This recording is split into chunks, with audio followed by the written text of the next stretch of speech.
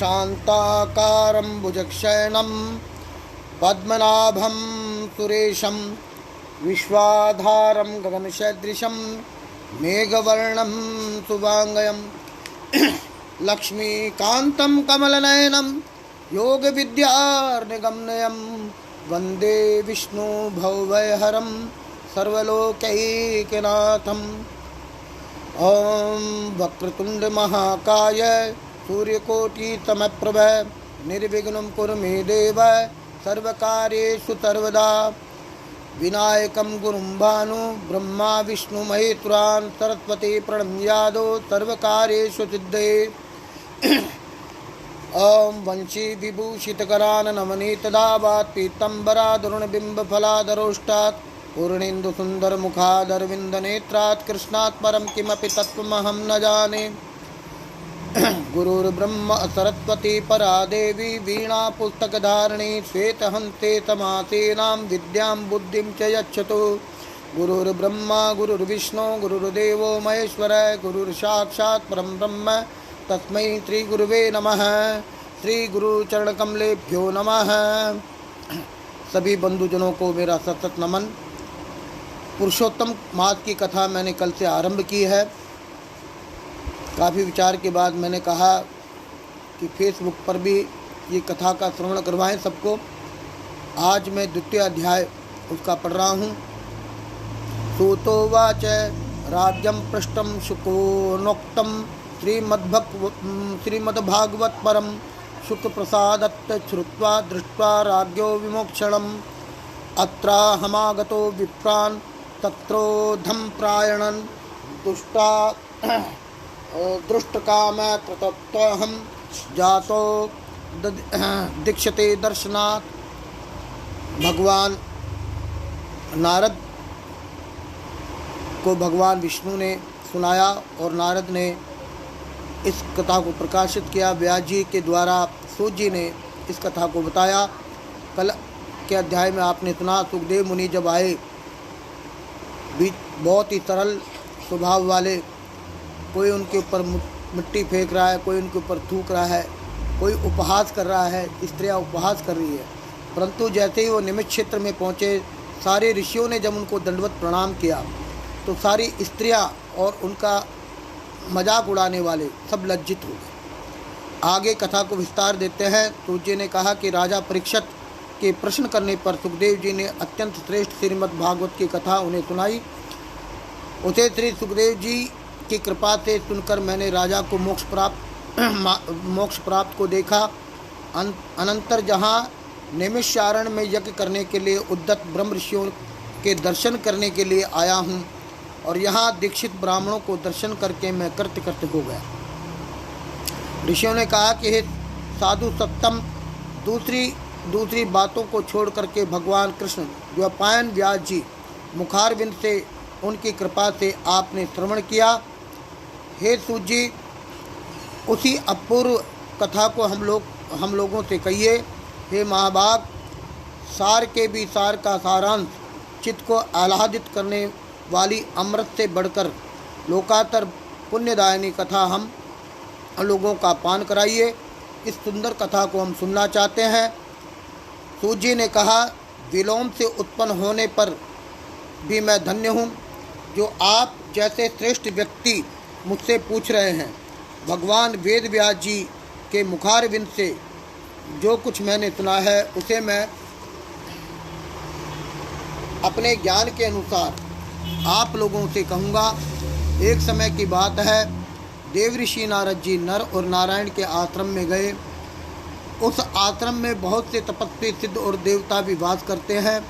उस आश्रम में बैर, बहड़ा, आंवला, बेल, आम, आमड़ा, कैथ, जामुन, कदम्ब और दूसरे बहुत से पेड़ों से उनकी शोभा निराली हो रही है।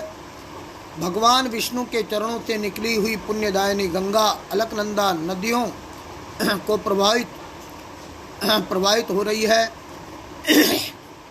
ऐसे आश्रम में जाकर नारद जी ने महामुनि देव नारायण से नमस्कार किया। उनका अंतकरण परब्रह्म के ध्यान में लगा हुआ था। उन्होंने अपनी इंद्रियों को जीत लिया था। काम, क्रोध, लोभ, मद, मोह और मत्सर इन 6 बैरियों को उन्होंने जीत लिया था। उनके संपूर्ण शरीर में बहुत सी प्रभा छिटक रही थी। देवादिदेव तपस्वी नारायण को नमस्कार कर दंडवत करके दोनों हाथ जोड़ करके नारद जी ने उन प्रभु की स्तुति करने लगे। नारद जी ने कहा कि हे देव देवेश, हे जगन्नाथ, हे करुणा के सागर, पृष्ठम अधिपति, आप सत्यवर्त, त्रिसत्य, तीनों लोकों में रहने वाले सत्य आत्मा और सत्य संभव है। हे सत्य योनि, आपको मैं नमन करता हूँ, नमस्कार है। मैं आपकी शरण में आया हूँ। आपकी तपस्या संपूर्ण प्राणियों को शिक्षा और मर्यादा के संरक्षण के लिए है। यदि आप तपस्या न करें तो पुण्य आत्माओं और पापियों से व्याप्त यह पृथ्वी कलयुग में जैसे एक व्यक्ति को पाप करने से रसातल में चली जाती है, वैसे ही एक व्यक्ति के पुण्य से तर जाती है। यह आपका पुण्य है जिसके बल पर यह पृथ्वी टिकी हुई है। पहले सतयुग आदि में जैसे एक व्यक्ति पापाचरण करता था तो सभी व्यक्ति पापी हो जाते थे। इस व्यवस्था को बदल करके कलयुग में केवल करता ही है। जिस कलयुग में ये बताया गया है, जो पाप करता है उसी को दंड भुगतना पड़ता है।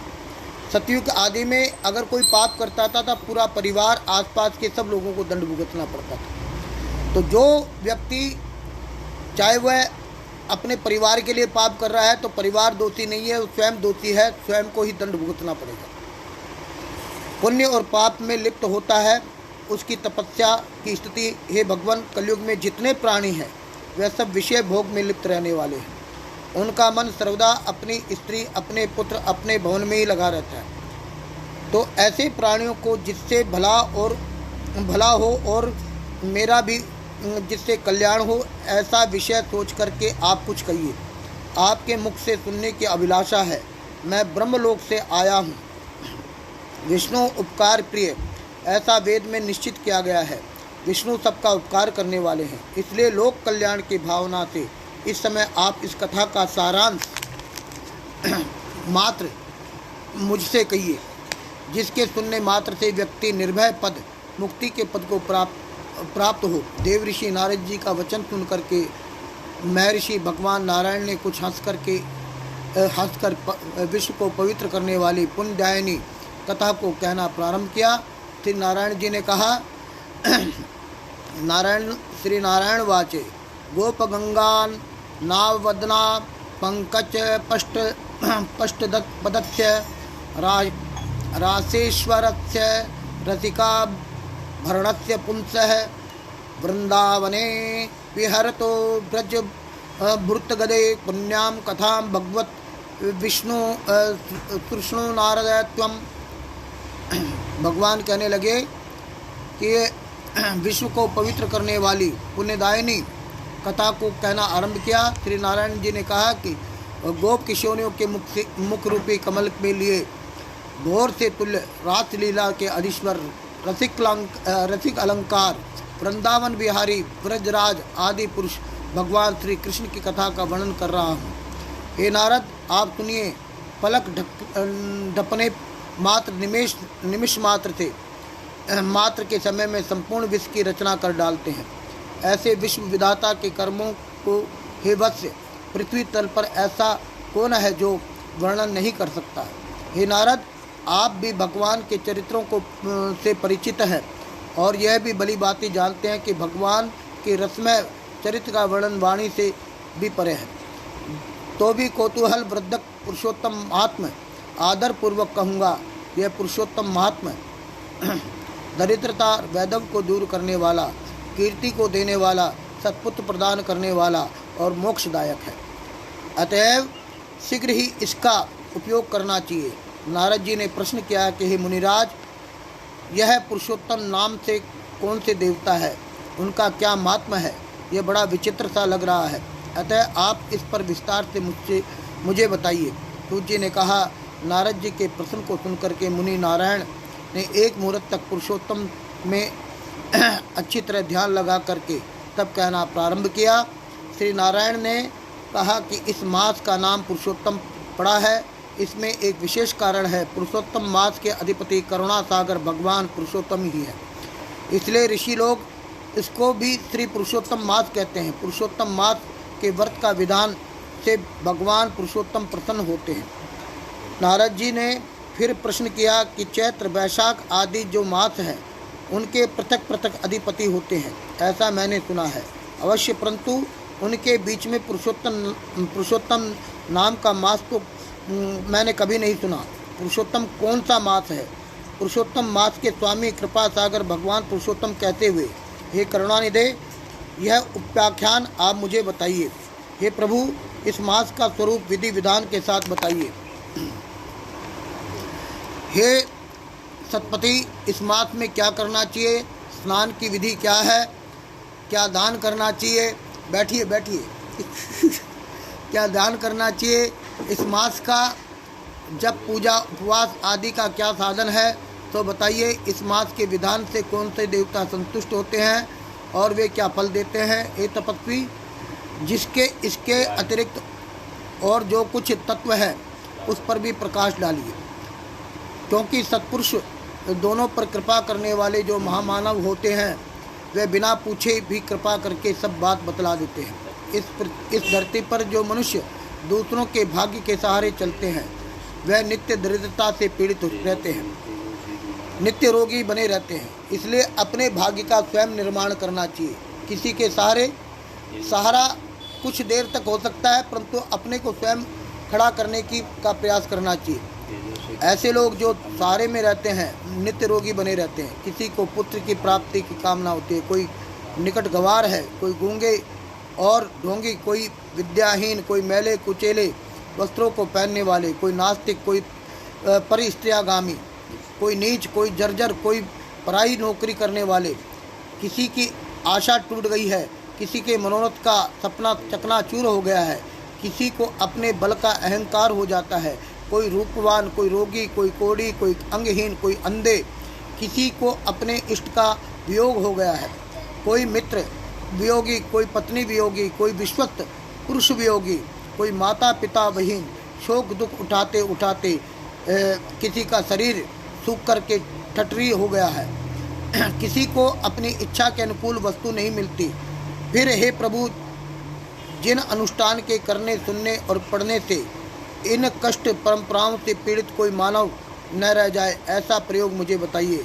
रंडापा, बांझपन, लूला, लंगड़ा होना, विवशता पूर्वक मानसिक कष्ट, रक्त पित्त रोगी, मृगी का रोग, राक्ष यक्ष्मा, क्षय का रोगी आदि, भगंदर, बवासीर, पृथ्वी संग्रहणी, खुजली और इनके अतिरिक्त विविध दोषों से दुखित मनुष्यों की दीन अवस्था देख करके, हे जगदीश्वर, मैं बहुत दुखी हूँ, अतः मेरे ऊपर कृपा करके हे ब्राह्मण मेरे अंतकरण को शांति प्रदान करने वाले कोई उपाख्यान का विस्तार के साथ बतलाइए, क्योंकि हे प्रभु आप सर्वज्ञ है, समस्त तत्वों के भंडार है।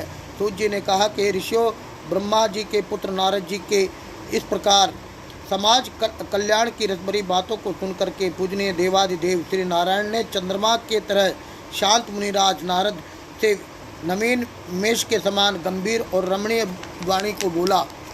इस प्रकार वाणी को उनको सुनाया। कल हम इस कथा को विस्तार देंगे।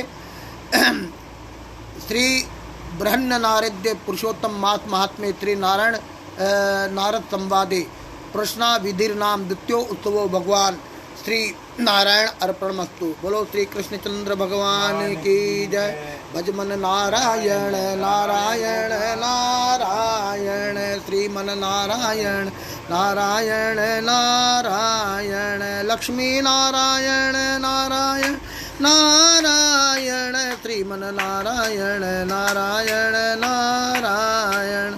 बोलो विष्णु भगवान की जय।